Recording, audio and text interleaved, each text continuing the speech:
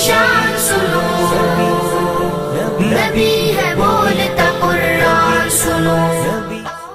نبوت کی ایک نئی نبوت کڑی کی، امت سے الگ ہوا، تذکرہ کے نام سے وحی الگ کی قرآن سے۔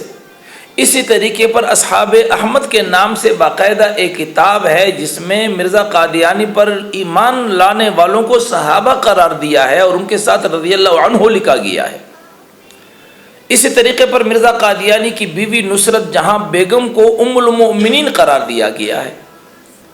تو گویا کہ مرزا غلام قادیانی نے دعوی نبوت کر کے امت مسلمہ سے عملی طور پر علیحدگی اختیار کر لی، امت سے وہ الگ ہو گئے اور امت سے بھی الگ ہوئے، اپنے نہ ماننے والوں کو جہنمی بھی قرار دیا، اللہ کا نافرمان بھی قرار دیا اور انہیں بدترین گالیاں بھی دی۔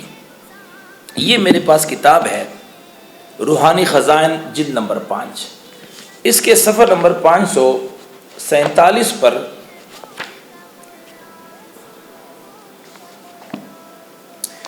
یہ میرے پاس کتاب ہے روحانی خزائن جلد نمبر 5، اس کے صفحہ نمبر 547 پر لکھتا ہے تلک کتب ینظر الیہا کل مسلم بعین المحبت والمودت وینتفع من معارفها وَيَقْبَلُنِي وَيُصَدِّقُ دَعْوَتِي إِلَّا ذُرِّيَّةُ الْبَغَايَا الَّذِينَ خَتَمَ اللَّهُ عَلَىٰ قُلُوبِهِمْ فَهُمْ لَا يَقْبَلُونَ کہ جو لوگ میری دعوت کو ٹکراتے ہیں وہ کنجریوں کی اولاد ہیں، نعوذ باللہ۔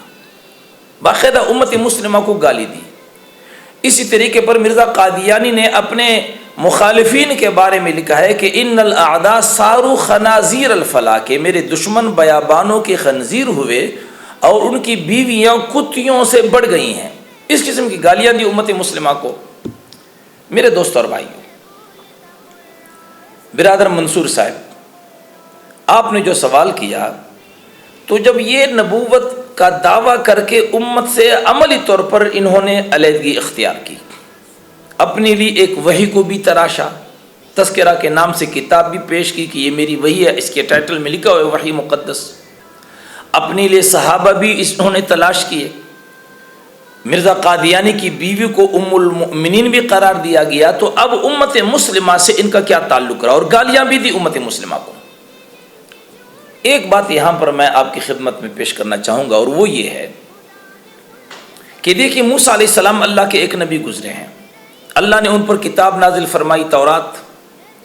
موسیٰ علیہ السلام کے بعد عیسیٰ علیہ السلام اللہ کے نبی آئے اور اللہ تعالیٰ نے ان پر انجیل نازل فرمائی۔ جن لوگوں نے موسیٰ علیہ السلام کے بعد حضرت عیسیٰ علیہ السلام کو اپنا نبی مان لیا تو وہ عملی طور پر یہودیت سے کٹ گئے اور وہ عیسائی کہلائے۔ عیسیٰ علیہ السلام کے بعد محمد رسول اللہ صلی اللہ علیہ وسلم تشریف لائے اور اللہ کریم نے آپ کے اوپر قرآن کریم نازل فرمائی۔ جن لوگوں نے عیسیٰ علیہ السلام کے بعد حضرت محمد رسول اللہ صلی اللہ علیہ وسلم کو نبی تسلیم کیا، وہ عیسائیت سے کٹ گئے اور مسلمان کہلائے۔ موسیٰ علیہ السلام ایک سچا نبی ہے، اس کے بعد عیسیٰ علیہ السلام کو ماننے والا اپنے آپ کو یہودی نہیں کہلا سکتا بلکہ وہ عیسائی کہلائے گا۔ عیسیٰ علیہ السلام کے بعد ایک سچے نبی محمد رسول اللہ کو نبی تسلیم کرنے والا عیسائی نہیں کہلائے گا بلکہ مسلمان کہلائے گا۔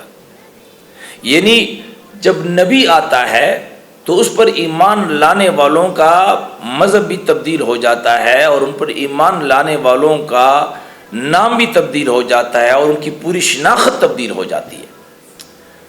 تو محمد رسول اللہ صلی اللہ علیہ وسلم کے بعد ایک جھوٹا شخص مرزا غلام قادیانی نبوت کا دعویٰ کرتا ہے تو اس کے پیروکار کیوں بضد ہیں کہ انہیں مسلمان کہا جائے۔ اس کی ایک آسان مثال یہ ہے کہ ہمارے ملک میں مختلف کمپنیاں ہیں، جوتا بنانے کی کمپنی ہے باٹا یا سروس۔ اب اس سروس کمپنی سے 8-10 ملازمین نکل جاتے ہیں اور وہ جوتا بنانے کا ایک کارخانہ کھول دیتے ہیں، تو اخلاقی، آئینی اور قانونی طور پر وہ لوگ سروس کا نام استعمال نہیں کر سکیں گے، سروس کا مونوگرام اور ٹریڈ مارک استعمال نہیں کریں گے، اس لیے کہ وہ سروس کمپنی سے نکل چکے ہیں۔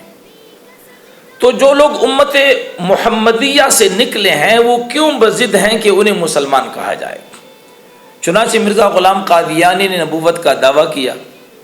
پاکستان بننے کے بعد انہوں نے چنیوٹ کے قریب دریائے چناب کے کنارے ایک وسیع اراضی حاصل کی۔ چونکہ پاکستان کا پہلا وزیر خارجہ چودھری ظفر اللہ قادیانی تھا، اسی کی وساطت سے انہوں نے ایک بہت بڑی زمین حاصل کی، جہاں پر انہوں نے ربوہ کے نام سے ایک شہر بسایا، اور یہاں سے پورے ملک میں انہوں نے تبلیغی سرگرمیاں شروع کی، اور نام اور لیبل اسلام اور مسلمان کا استعمال کرتے رہے، جس کی وجہ سے علماء نے یہ مطالبہ کیا کہ قادیانیوں کو اسلام کا نام استعمال کرنے کی اجازت نہیں ہے۔ عملی طور پر وہ اسلام سے کٹ چکے ہیں، امت محمدیہ سے کٹ چکے ہیں، لہٰذا انہیں کسی طور پر بھی اسلام کا لیبل اور نام استعمال کرنے کی اجازت نہیں ہے۔ چنانچہ 1953 میں مولانا سید عطا اللہ شاہ بخاری رحمۃ اللہ علیہ کی قیادت میں ختم نبوت کی ملگیر تحریک چلی، اور 1953 میں قادیانی مسئلہ کی پاداش میں مولانا سید ابو العلا مودودی رحمۃ اللہ علیہ گرفتار کیے گئے اور آپ پر سزائے موت کا حکم کیا گیا۔ 10,000 مسلمان کم و بیش شہید کیے گئے۔ مسلمانوں کا مطالبہ یہ تھا 1953 کی تحریک میں کہ قادیانیوں کو غیر مسلم اقلیت قرار دیا جائے، اس لیے کہ جب وہ نبی انہوں نے الگ کیا، کتاب الگ کی، صحابہ الگ کیے، امہات المومنین الگ کیے، اور پورا سسٹم الگ کیا، تو انہیں اسلام کا نام استعمال کرنے کی قطعاً جو ہے اجازت نہیں دی جا سکتی۔ یہ تحریک ریاستی جبر اور تشدد سے دبائی گئی۔ 1974 میں 29 مئی 1974 کو نشتر میڈیکل کالج ملتان کے اسٹوڈنٹس جو اسلامی جمعیت طلبہ کے لڑکے تھے، ربوہ ریلوے اسٹیشن پر قادیانی غنڈہ گردی کے شکار ہوئے۔ قادیانی ریل گاڑی میں اپنا لٹریچر تقسیم کرتے رہے، اسلامی جمعیت طلبہ کے اسٹوڈنٹس کھڑے ہو گئے اور انہوں نے خاتم الانبیاء مصطفیٰ مصطفیٰ کے نعرے لگائے، رہبر و رہنما مصطفیٰ مصطفیٰ، خاتم الانبیاء مصطفیٰ مصطفیٰ کے نعرے لگائے۔ جھگڑا ہوا، اور اس کے نتیجے میں 29 مئی 1974 سے ختم نبوت کی ایک ملگیر تحریک کا آغاز ہوا۔ سنو نبی ہے بولتا قرآن، سنو نبی ہے بولتا قرآن، سنو